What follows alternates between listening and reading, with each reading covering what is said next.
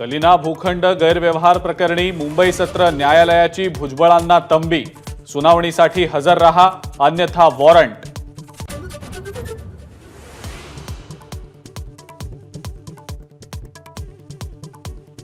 1 जूनपासून मुलींना राज्यामध्ये मोफत शिक्षण देण्याची चंद्रकांत पाटलांची घोषणा हवेतच विरली।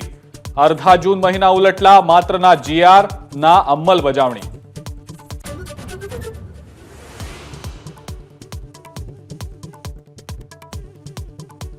लोकसभा अध्यक्षपद महत्वाचं, चंद्रबाबू नायडूंना लोकसभा अध्यक्षपदासाठी समर्थन देण्याचा विचार करू, संजय राऊतांची प्रतिक्रिया।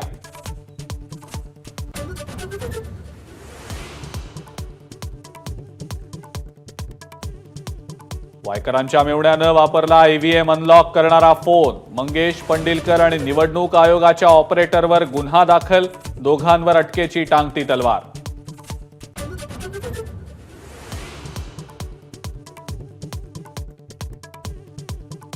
लक्ष्मण हाकेंच्या आंदोलनाचा आजचा चौथा दिवस, ओबीसी आरक्षणासाठी आंदोलनाची गरजच काय, बबनराव तायवाडेंचा सवाल, तर ओबीसी आरक्षणाला विरोध करणाऱ्यांचे उमेदवार पाडणार, प्रकाश शेंडगेंचा इशारा।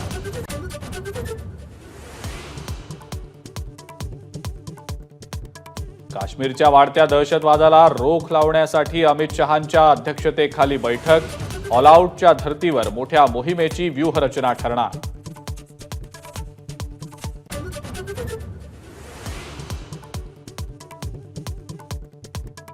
सोशल मीडियावरच्या अपप्रचाराला आळा घालण्यासाठी नवं डिजिटल इंडिया विधेयक, अश्विनी वैष्णव यांची माहिती, तर विरोधकांचा आवाज दाबण्याचा प्रयत्न, काँग्रेसचा आरोप।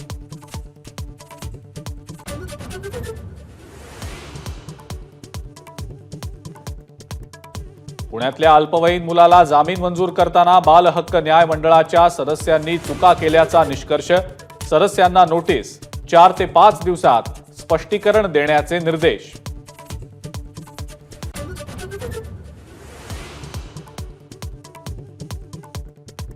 नागपूरमधल्या धामणा इथल्या स्फोटामध्ये आतापर्यंत 9 जणांचा मृत्यू, चामुंडी एक्सप्लोजिव्ह कंपनीमध्ये काही दिवसांपूर्वी झाला होता स्फोट।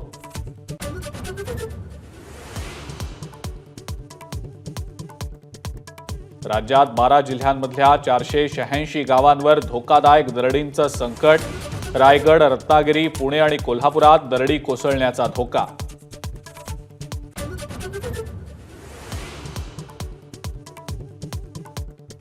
महागाईनं होरपळणाऱ्या सर्वसामान्यांना मोठा धक्का, SBIचं गृहकर्ज महागलं, EMI मध्ये होणार वाढ।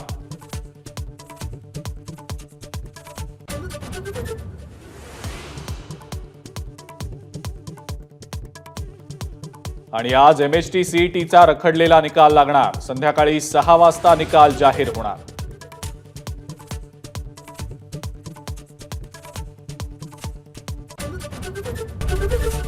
ABP माझा, उघडा डोळे बघा नीट।